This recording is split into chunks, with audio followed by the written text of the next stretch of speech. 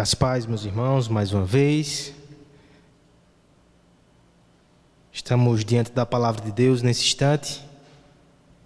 Eu gostaria que você a abrisse no Salmo 139, um dos textos mais belos desse livro, que é revelação de Deus para nós, que por si só tem uma riqueza incomparável. Portanto, está diante de um texto que é considerado por muitos um dos mais preciosos e belos da Escritura. É um privilégio e é uma responsabilidade para o pregador. Salmo 139.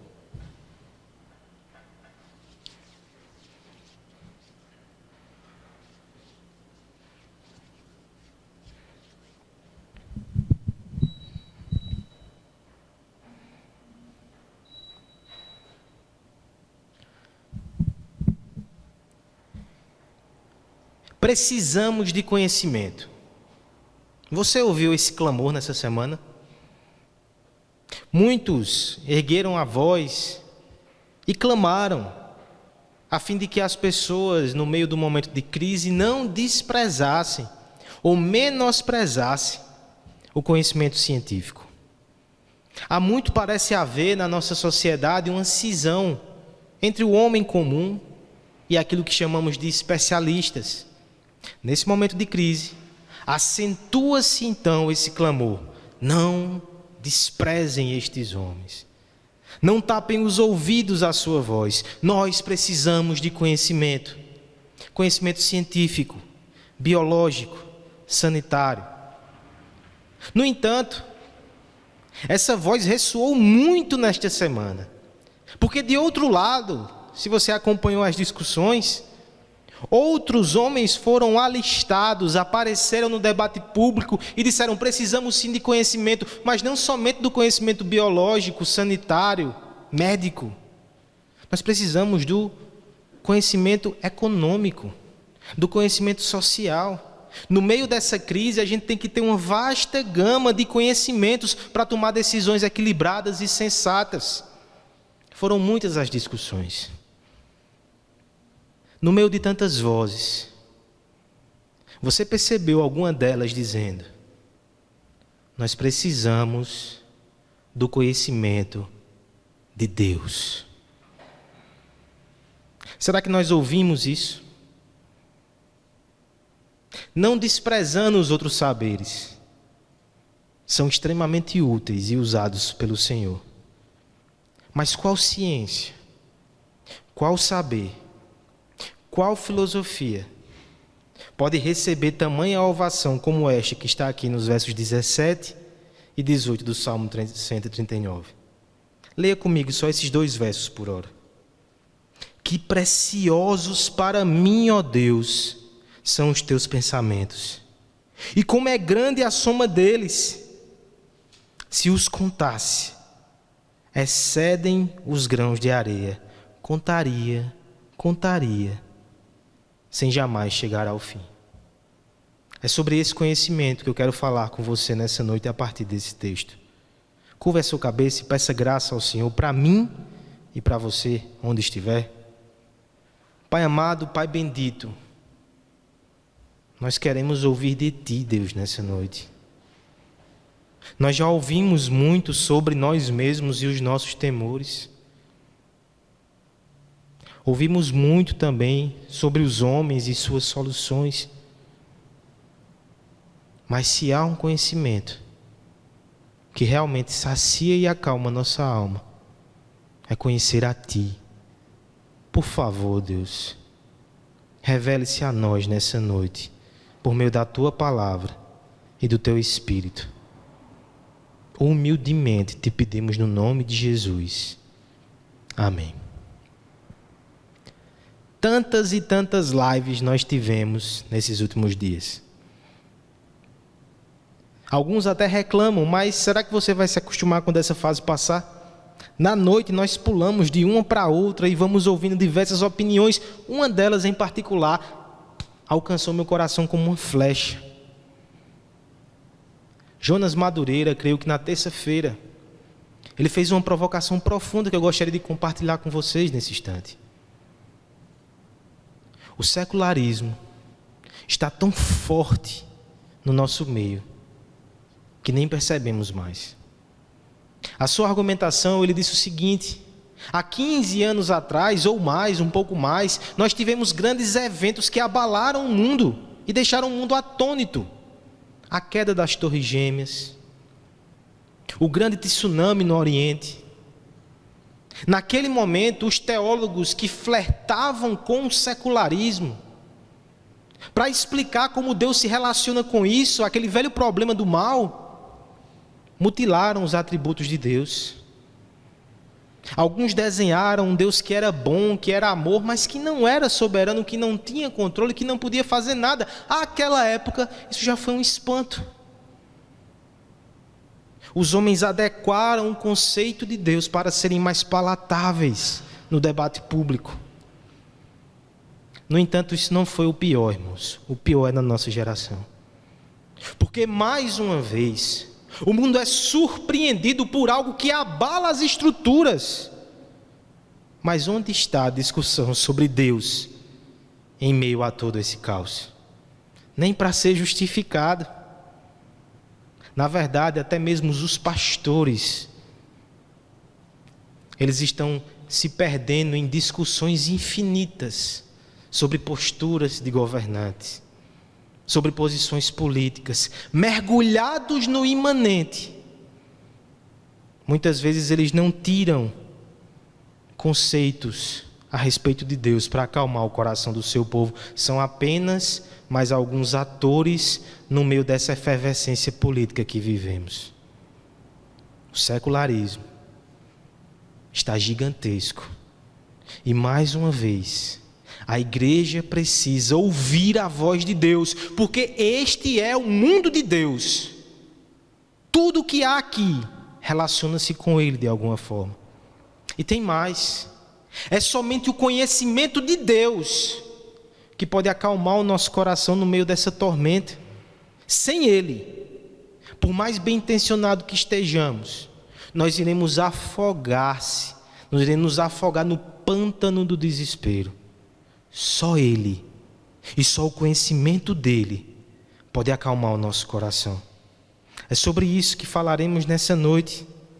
E o Salmo 139, como um tesouro precioso da palavra de Deus, vai nos instruir. Mas eu quero logo te alertar como vai ser desafiador esse texto. São 24 versos.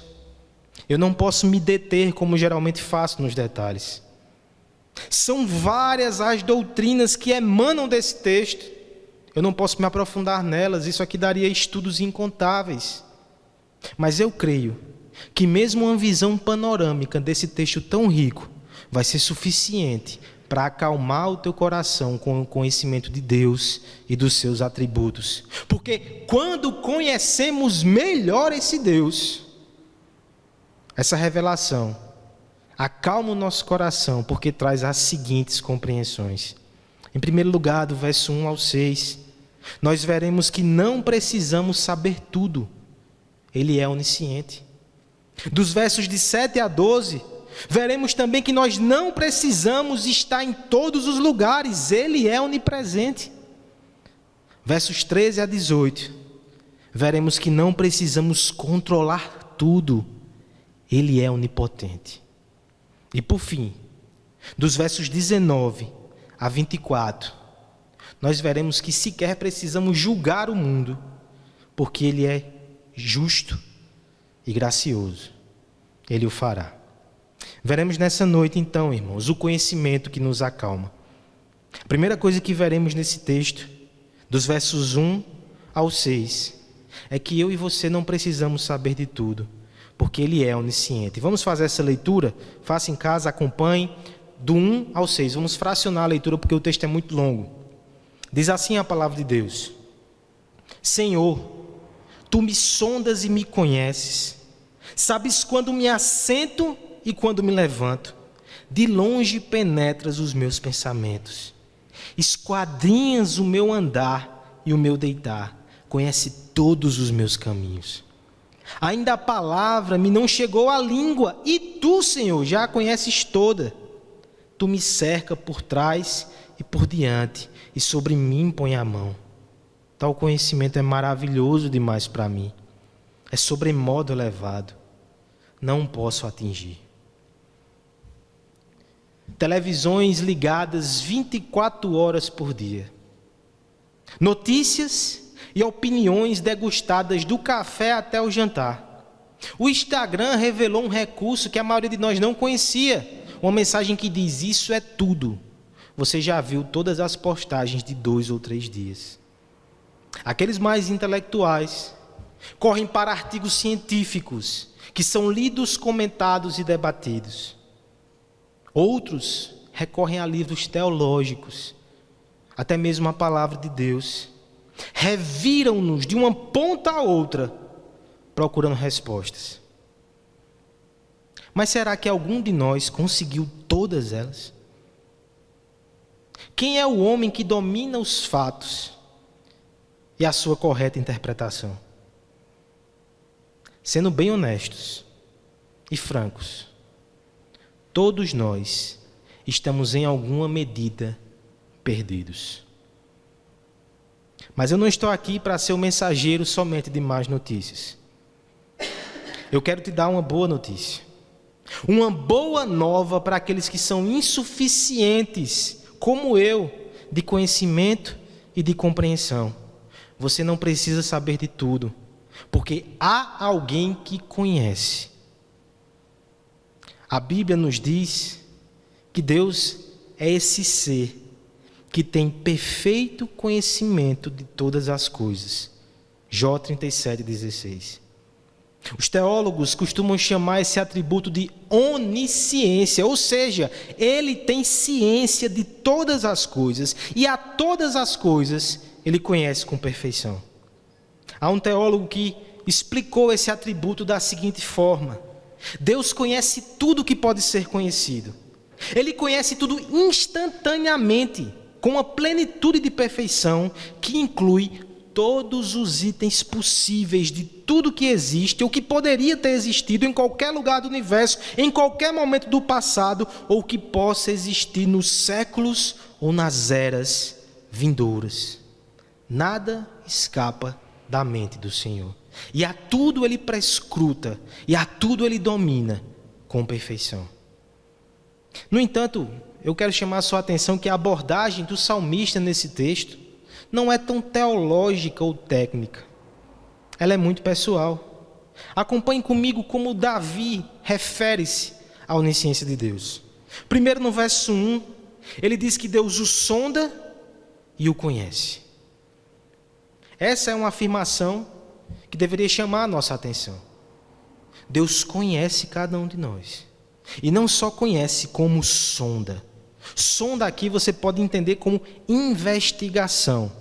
E veja como o verso 2 ele vai exemplificar isso. Ele nos conhece, ele sabe até quando me assento e quando me levanto. Ou seja, os atos mais triviais e mecânicos não passam alheios ao conhecimento de Deus. De longe penetra os pensamentos.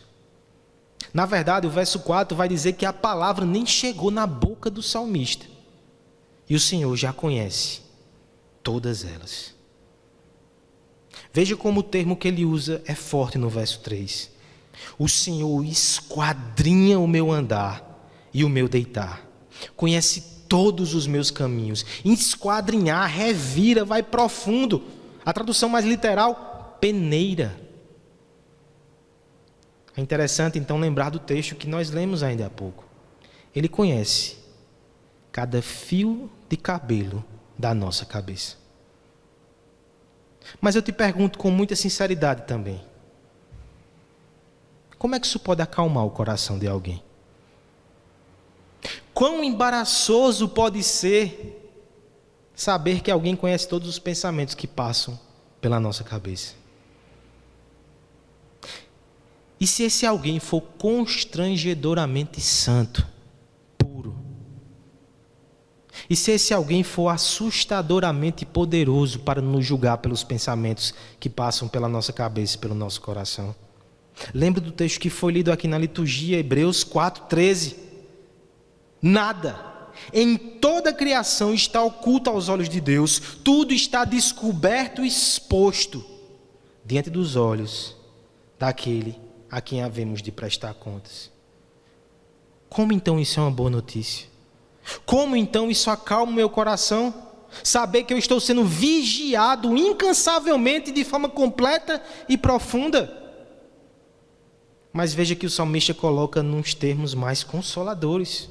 O verso 5 vai dizer: tu me cerca por trás e por diante, e sobre mim põe a mão. É certo que para alguns isso pode parecer que Deus está o encurralando de forma assustadora e intimidadora. Mas no verso 6 nós percebemos que essa não é a entonação do salmista. Ele diz: tal conhecimento é maravilhoso demais para mim. É sobremodo elevado, eu não posso atingir. Aqui nós temos uma postura de adoração. E como isso é possível? Davi, quando refere-se a esse Deus onisciente, ele usa o nome do Deus da aliança, Yahvé. Esse Deus onisciente que sabe de todas as coisas, ele sabe do pecado de Davi, aqueles que ele cometeu e que ninguém tomou conhecimento, aquele que passa do seu coração agora e ele nem percebe, aqueles do amanhã, e mesmo assim, ele fez uma aliança com o salmista. Perceba que grande amor, porque essa verdade também se aplica a mim e a você. Deus nos conhece de forma tão completa que nem o nosso cônjuge conhece. E mesmo conhecendo as profundezas do nosso coração pecador, Ele ainda nos escolheu, fez uma aliança conosco e enviou o seu Filho Jesus Cristo para nos salvar. Tal conhecimento é maravilhoso demais para mim. É sobremodo elevado, não posso atingir. E ainda bem que eu não preciso. Ele é onisciente, eu não. Eu só preciso crer na sua palavra, confiar na sua promessa, me entregar aos seus cuidados. Do último suspiro de um escaravelho ao primeiro rugido do leão, da risada farta na noite de festa ao sussurro discreto de lamentação, nenhum gemido escapa ao conhecimento daquele que armazena em si mesmo tudo o que se pode conceber.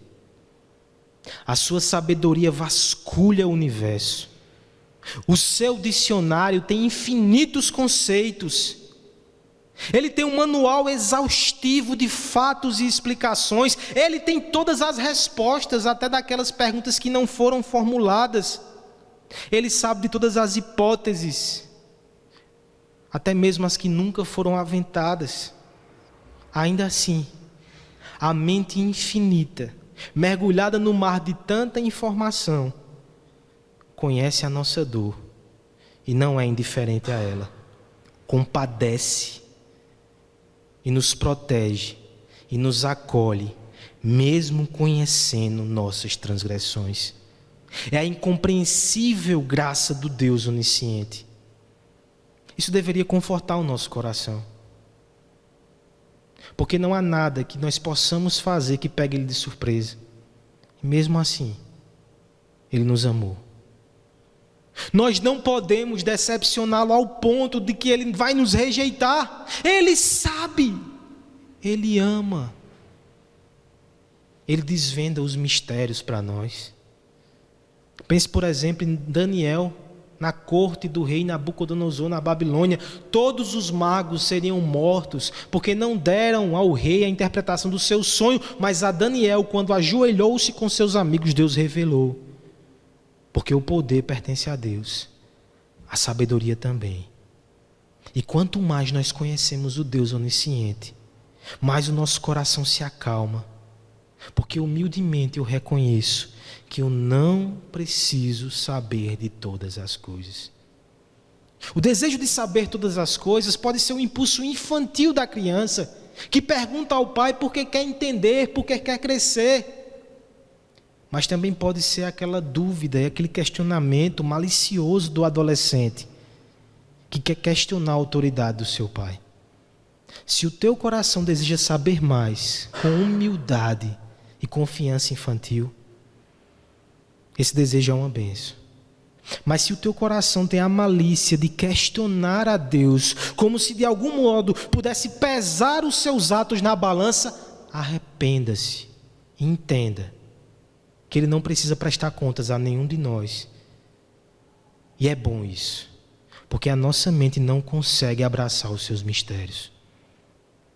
Você só precisa entender uma coisa: tudo coopera para o seu bem, para a glória de Deus e para que o nome de Cristo seja exaltado. E quem garante isso é a mente que formou o universo pelo poder da sua palavra.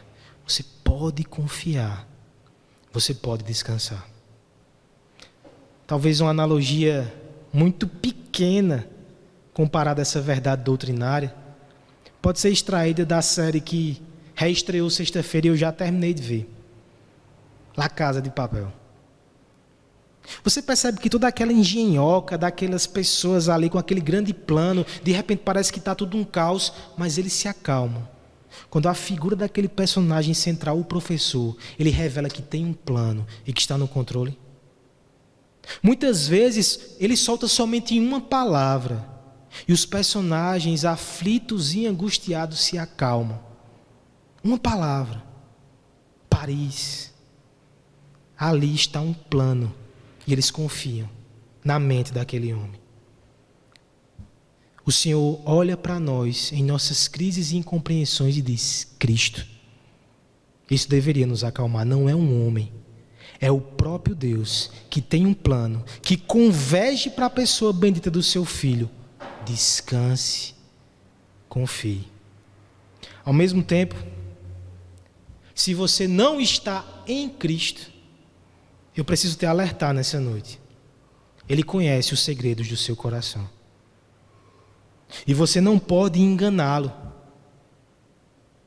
No entanto, o Deus que rejeita pecadores hipócritas e endurecidos é o mesmo que acolhe pecadores sinceros e arrependidos. Corra para os braços do Deus onipotente. Essa é a primeira verdade, irmãos. O conhecimento do Deus onisciente acalma o nosso coração, porque entendemos que não precisamos saber de todas as coisas. Mas em segundo lugar, dos versos 7 ao verso 12, nós precisamos enxergar também que não precisamos estar em todos os lugares. Ele é onipresente. Acompanhe a leitura do verso 7 ao verso 12.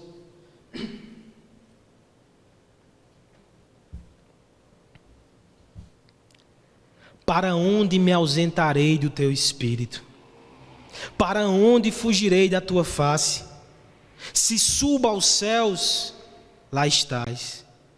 Se faço minha cama no mais profundo abismo, lá estás também. Se tomo as asas da alvorada e me detenho nos confins dos mares, ainda lá me haverá de guiar a tua mão, e a tua destra me susterá. Se eu digo: as trevas com efeito me encobrirão, e a luz ao meu redor se fará noite, até as próprias trevas não te serão escuras. As trevas e a luz são a mesma coisa. Estamos limitados em nossa locomoção.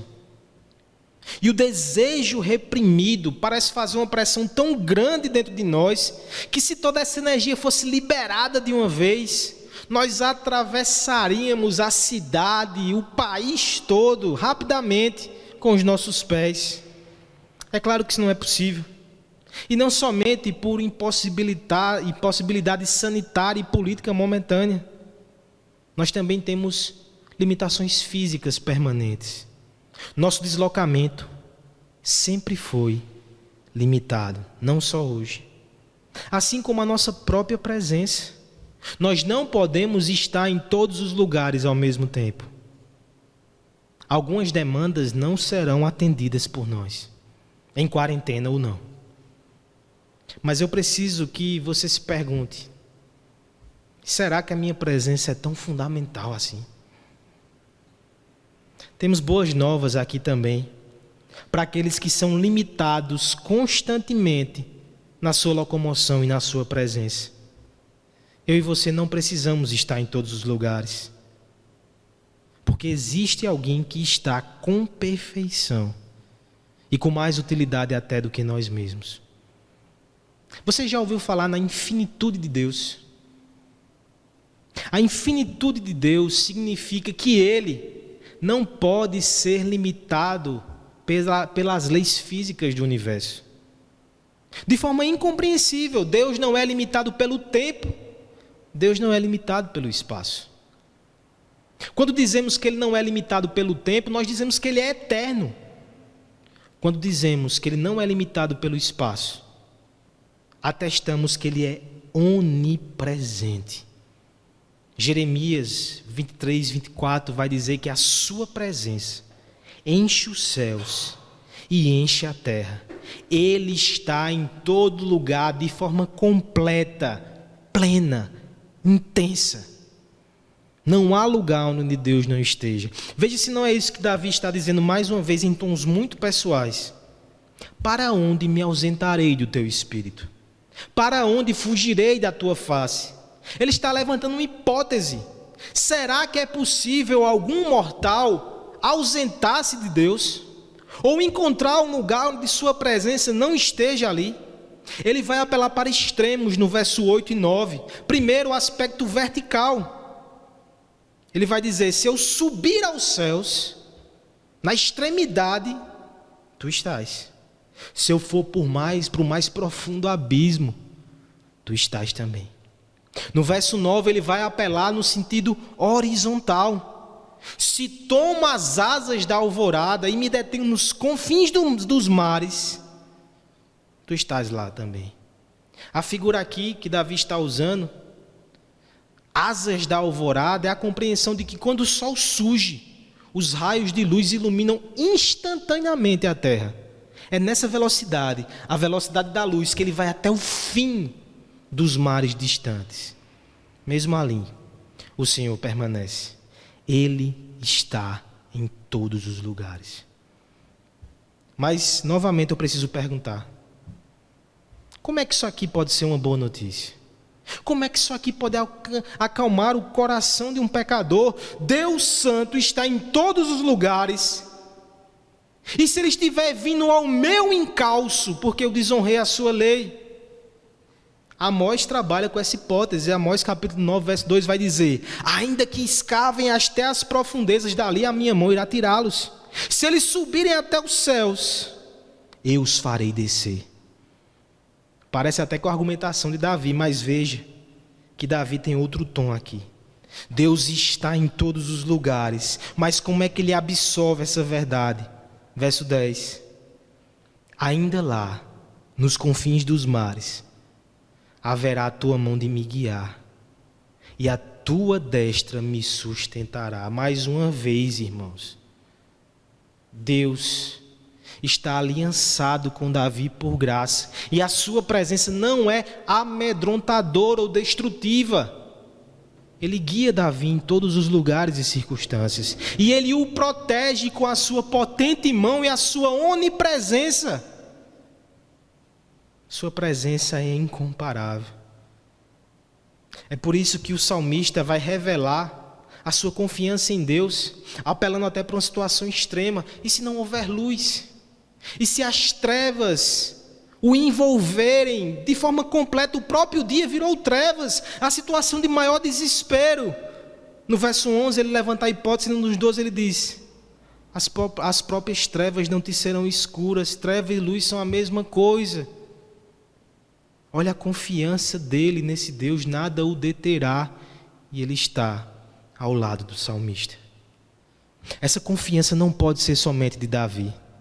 Essa confiança deve ser de todo aquele que crê no Filho de Davi, porque nós, até mesmo mais do que os homens do passado, nós conhecemos alguém que é chamado Emanuel, Deus conosco, aquele que fez presente em carne, aquele que esteve conosco em nossas aflições, aquele que suportou as mais densas trevas e que desceu ao mais profundo abismo por nós, mas de lá ele ascendeu nas asas da alvorada, está à destra de Deus, mas também está conosco eternamente pelo seu Espírito. Deus está conosco em Jesus Cristo. Assim, o que é a vastidão desse universo, comparado ao tamanho daquele que espalha a sua presença pelos rincões? Aquele que escolheu criar um povo para si e habitar com esse povo. Quem nos separará dele? Quem impedirá as mãos que teceram o firmamento de nos alcançar com poder e graça? Quem deterá a sua presença de acolhimento? Ele não conhece limites para a sua ação, porque não existe no mundo qualquer barreira de contenção para ele. Os seus braços acalantam os dispersos, estejam onde estiverem. Os seus braços direcionam os perdidos. Os seus braços protegem os aflitos. E a sua presença tem que ser a coroa do nosso coração. Lembre do texto que foi lido. Deus diz que vai levar o povo à terra prometida, mas diz: eu não vou com vocês. E Davi diz: se não fores, nós não queremos a terra prometida. Nós preferimos estar contigo.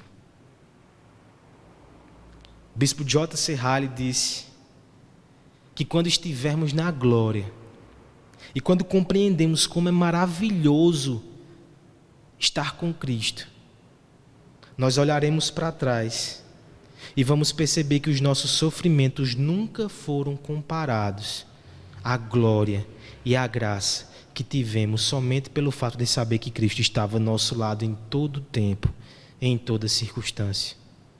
Quanto mais você conhece o Deus onipresente, mais você sabe que não está sozinho. E mais você sabe que você não precisa estar em todos os lugares se Ele está. Essa é uma palavra para aqueles que estão se sentindo sozinhos nesse período de isolamento. Mas também é uma palavra para aqueles que estão angustiados por parentes que não estão perto. De algum modo o Senhor está te ensinando que você é instrumento muitas vezes para cuidar dessas pessoas, mas quem cuida é o próprio Deus. E barreira social nenhuma pode impedir as suas mãos de alcançar aqueles a quem Ele ama. Deus é presente. Descanse. Mas existem pessoas que precisam se cansar. Pessoas que estão fugindo de Deus o tempo todo. Que pensam que não estão na igreja e assim estão longe de Deus, vivendo a sua vida como se Ele não estivesse no encalço. Engano. Toda vez que nós pecamos diante da presença do Rei do Universo. Pare de fugir de Deus, é inútil. E quando você se cansar disso, entenda que só há uma forma de escapar dessa condenação. Não é fugindo de Deus, é fugindo para Deus em Jesus Cristo. Esse é o nosso Deus. Ele é onisciente, onipresente, e esse conhecimento nos acalma. Mas Ele é também onipotente. Versos 13 ao verso 18. Acompanhe, por favor, na sua Bíblia. Pois tu formastes o meu interior, tu me teceste no seio de minha mãe. Graças te dou, visto que por modo assombrosamente maravilhoso me formastes. As tuas obras são admiráveis, e a minha alma o sabe muito bem. Os meus ossos não te foram encobertos quando no oculto fui formado e entretecido como nas profundezas da terra. Os teus olhos me viram a substância ainda informe, e no teu livro foram escritos todos os meus dias, cada um deles escrito e determinado, quando nenhum deles havia ainda. Que preciosos para mim, ó Deus, são os teus pensamentos, e como é grande a soma deles. Se os contasse, excedem os grãos de areia. Contaria, sem jamais chegar ao fim. planos e metas definidos, calendário esboçado, tudo planejado. Nós corremos de um lado para o outro para encaixar tudo no nosso cronograma, na ânsia de alcançar nossas metas, alimentando a expectativa de realizar nossos sonhos. Nos frustramos aqui e acolá, mas logo nos recompomos e readaptamos. Mas há momentos que tudo trava. E parece que a neblina da ilusão se esvai. E percebemos que nós não temos tanto controle assim das nossas vidas.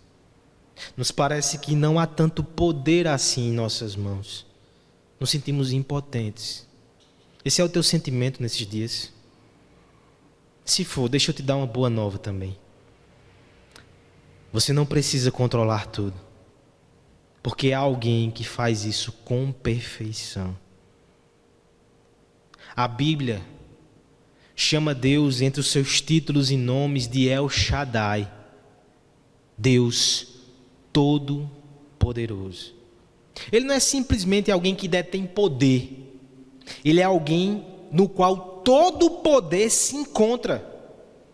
É como alguém do passado disse: Deus tem habilidade para fazer acontecer o que quer que lhe agrade. Em Deus não há lacuna entre os seus desejos e as suas realizações. Tudo o que Ele quer que aconteça, acontece pelo seu poder. Isaías 46:10 diz: o conselho dele permanece e Ele fará a sua vontade. Jó 42:2, confirmando esse entendimento, vai dizer: bem sei que podes fazer todas as coisas e nenhum dos teus planos pode ser frustrado. Ele é onipotente e esse poder é tamanho que nós podemos afirmar sem o menor constrangimento que Ele é soberano. Nada escapa da sua vontade infalível. Perceba como o salmista lida com essa verdade. Ele faz uma digressão aqui, um movimento que precisa de explicação. Porque de repente parece que ele volta-se para questões biológicas, internas do seu passado. Ele vai falar sobre a sua geração. Ele vai dizer que Deus o formou no interior e o teceu no seio da sua mãe. Ele vai dizer que isso foi assombroso, admirável. Ele vai falar mais uma vez no verso 15 que ele foi formado e entretecido. E no verso 16 que a sua substância ainda era informe, mas Deus deu forma.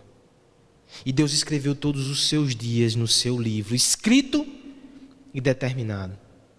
Porque Davi evocou toda essa ilustração. O que ele está querendo dizer aqui? É que Deus determinou todas as coisas, quando nenhuma delas havia. O mesmo Deus que do nada gerou aquela vida e que a teceu no ventre da sua mãe. Você já percebeu como o nascimento de uma criança é algo extremamente misterioso, mesmo que entendamos todos os processos biológicos? Por alguns instantes não havia nada, mas de repente começa a se formar uma vida no ventre, e daqui a pouco você tem um bebê que é metade de você já, e que está tentando rastejar pela casa. Como isso aconteceu? Davi vai lembrar disso para dizer: desde aquele dia, o Senhor já havia determinado todas as coisas, muito antes disso. E o que eu estou vivendo hoje e agora, 5 de abril de 2020, não escapou do controle de Deus. Já estava escrito, já estava determinado desde o princípio. E aquele que me deu forma quando eu era informe, é aquele que forma em meio ao caos coisas boas. Ele é soberano e a nossa vida está nas mãos do Deus onipotente. Eu sei que muitos têm um incômodo com essa doutrina. E se pudessem falar, colocariam da seguinte forma: de que modo isso me acalma? Saber que a minha vida não está nas minhas mãos, mas eu estou completamente nas mãos de outrem. E como isso pode trazer tranquilidade ao meu coração, se até o sofrimento presente, de algum modo, teve a anuência da sua vontade? Como é que eu posso me acalmar? Você se acalma quando você conhece esse Deus poderoso, onipotente e soberano. O Deus que poderia ter destruído os nossos primeiros pais no instante que pecaram, mas não o fez. O Deus que poderia ter me destruído pelos pecados que eu cometi essa semana, mas não o fez. O Deus que entrou em aliança conosco, mesmo podendo fazer todas as coisas, Ele limitou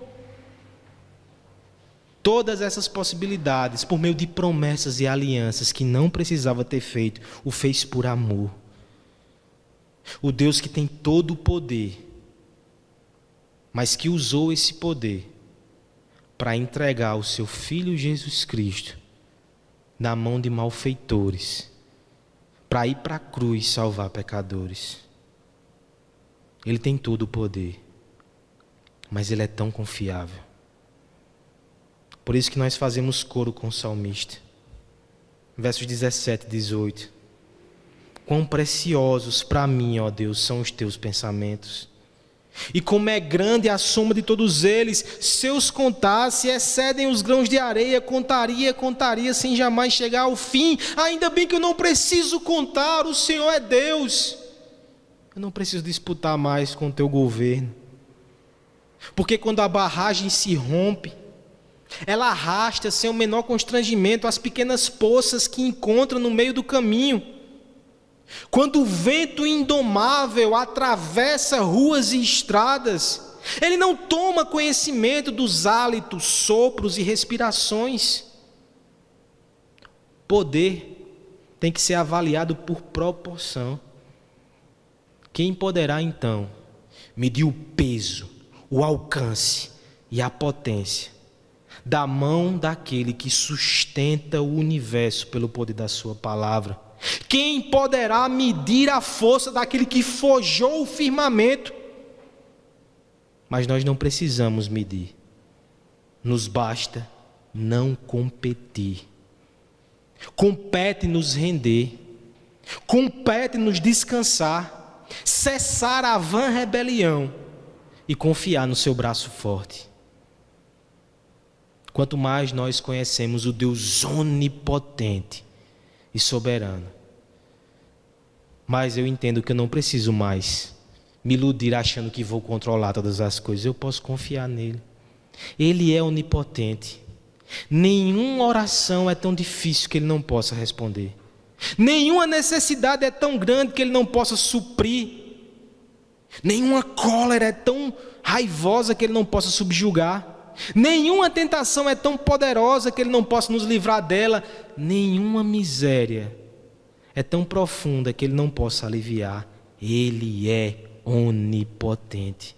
Ainda que o mundo se abale, ainda que colapse os governos do mundo, ele permanece no seu trono. Nada acontece à parte do seu controle, nada está distante da sua providência. Ele reina e nós devemos descansar nisso. Existe um Deus no trono, Ele é o nosso Pai. Isaías 30:15 diz assim: no arrependimento e no descanso está a salvação de vocês. Na quietude e na confiança está o seu vigor. Quanto mais eu me aquieto e confio nesse Deus onipotente, mais vigor eu tenho. No entanto, eu também preciso alertar você nessa noite, que de forma incompreensível, está com o coração cheio de medo e temor por causa de um vírus que você não pode ver, mas não teme o Deus que criou todo o universo. Você teme um vírus que pode levar a sua vida, mas não teme o Deus que pode lhe jogar no inferno. Você não teme aquele que pode te esmagar como uma traça. Isso é suicídio. Você desafia abertamente a onipotência que pode te rasgar em pedaços e te lançar na condenação eterna. Isso é o cúmulo da insanidade. Mas Ele está aqui nessa noite, pronto e disposto a aceitar inimigos na sua família. Jogue suas armas inúteis no chão e se renda diante dele. Ele é onipresente. mas Ele não destrói pecadores arrependidos. Nosso Deus é onisciente, onipresente, onipotente. Mas esse Deus também é justo juiz e cheio de graça. E quando nós entendemos isso, entendemos também que não precisamos julgar ou resolver os problemas do mundo. Vamos encerrar o nosso texto lendo agora os versos 19 a 24.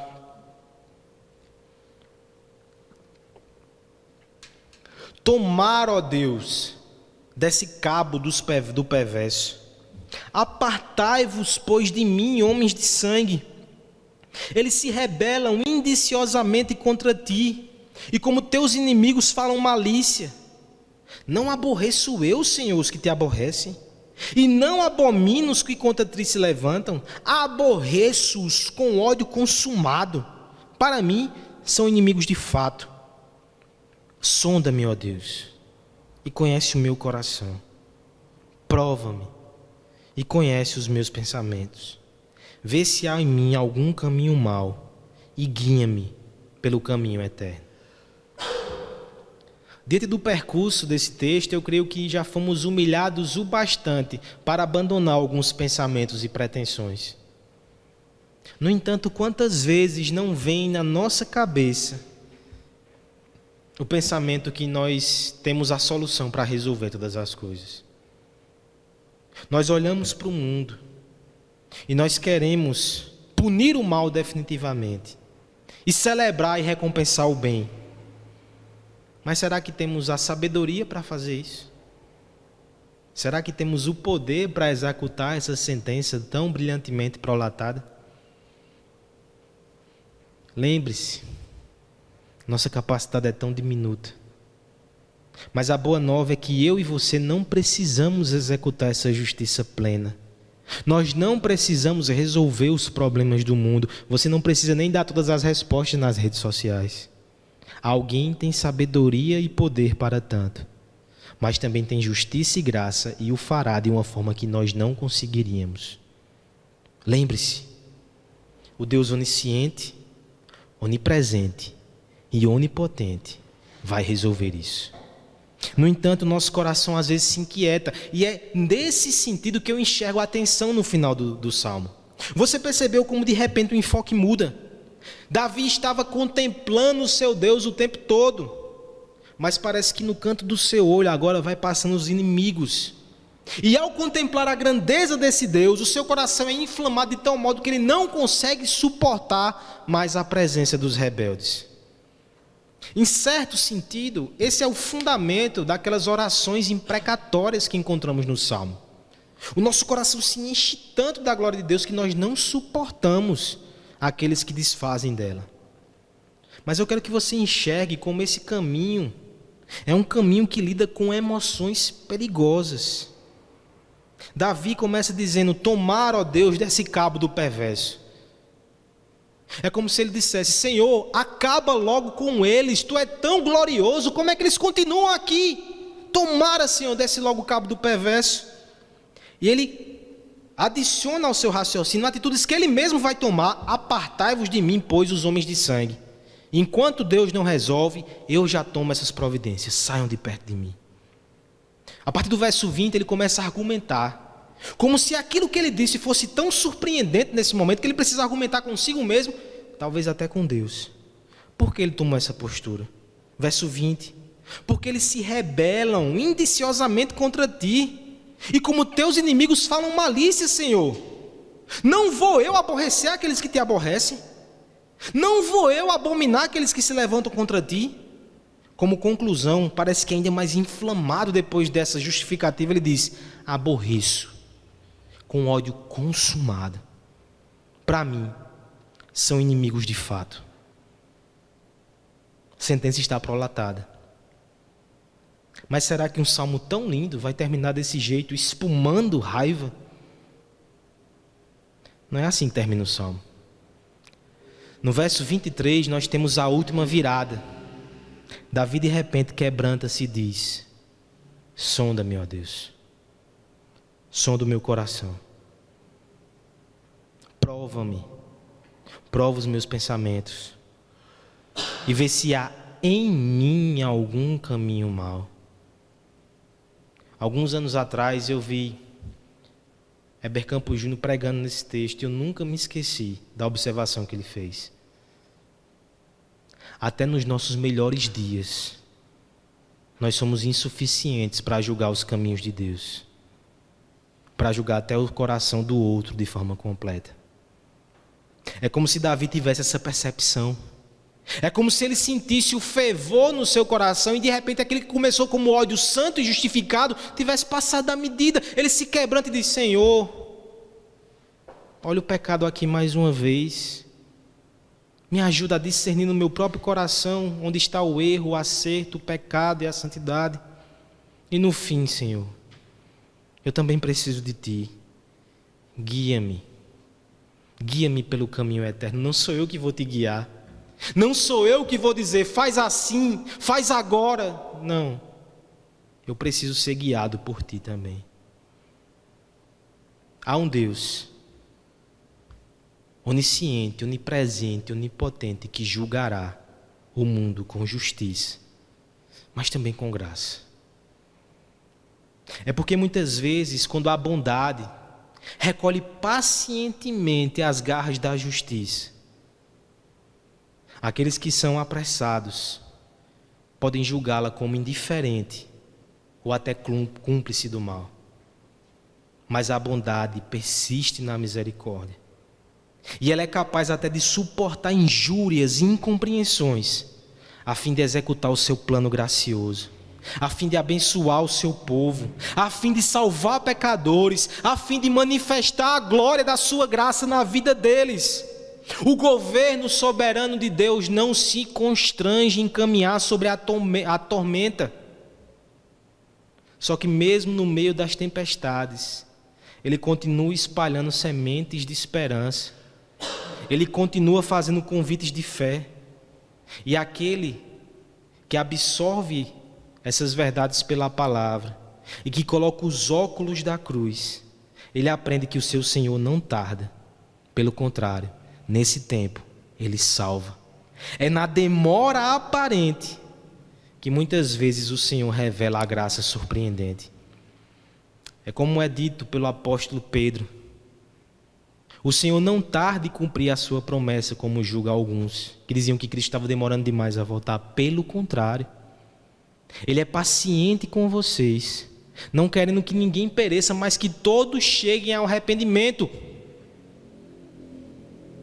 Se o Senhor tivesse resolvido o problema do mal há 5 anos atrás, você não estaria incluído entre aqueles que seriam destruídos há 10, 15, 20 anos atrás. Talvez se Ele tivesse resolvido esse problema em janeiro, você não estaria entre aqueles que alcançaram misericórdia. Não queira resolver o mundo. Não queira condenar os pecadores antes do tempo.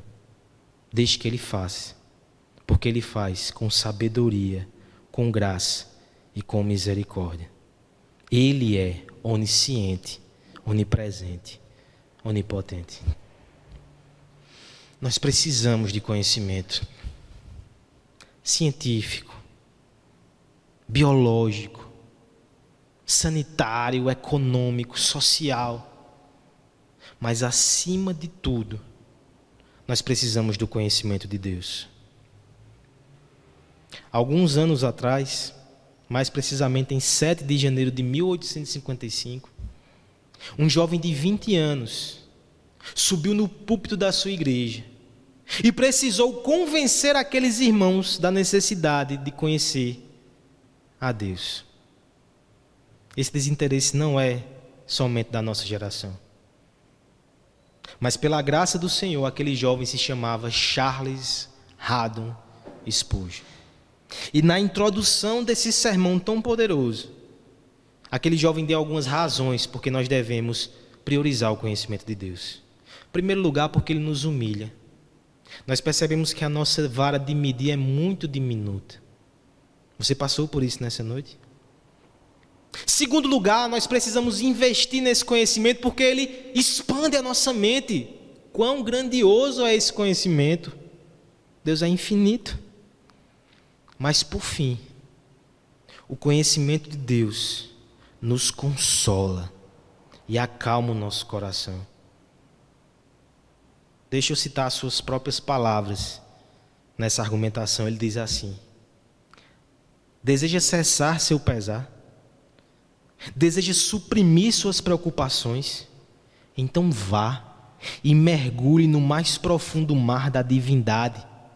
Perca-se na sua imensidão e você sairá como de um sofá de descanso, revigorado e fortalecido. Eu não conheço algo que possa confortar tanto a alma, acalmar as ondas da tristeza e da dor, trazer paz aos ventos da provação, como a meditação piedosa na divindade. Nós nos atiramos nesse mar nessa noite. E o que é que você encontrou ali? Seu coração foi acalmado? Que você possa olhar para o seu Deus, que você possa entender que você não precisa de todas as respostas. Ele é a resposta.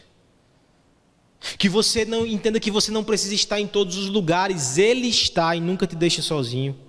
Que você entenda que você não precisa ter o controle da sua vida e o controle do mundo está nas mãos dele. Ele é bem mais confiável do que você. Você não precisa resolver o problema do mal. Você precisa confiar no Deus justo, no Deus gracioso, que está fazendo maravilhas em meio a esse caos. Confie nele. Veja o que ele fez na cruz. Na noite mais escura, o sol da justiça trouxe salvação para todos nós. Ele sabe o que faz. Confie e descanse nesse conhecimento maravilhoso.